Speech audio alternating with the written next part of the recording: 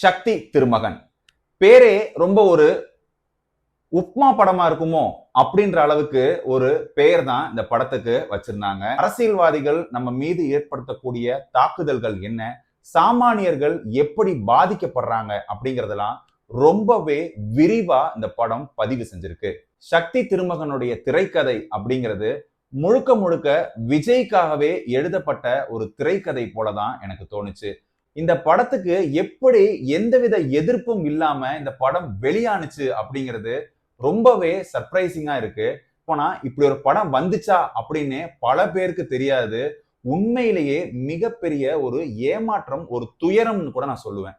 இந்த படத்தின் மூலமா நான் இயக்குனர் அருணுக்கு சொல்ல விரும்புற விஷயம் என்ன அப்படின்னாக்க, அரசியல் புரிதல் இல்லாம நம்மள சுத்தி என்ன மாதிரியான விஷயங்கள் நடக்குதுன்னு தெரியாம இன்னைக்கும் பல இளைஞர்கள் தற்குறியா சுத்திக்கிட்டு இருக்காங்க.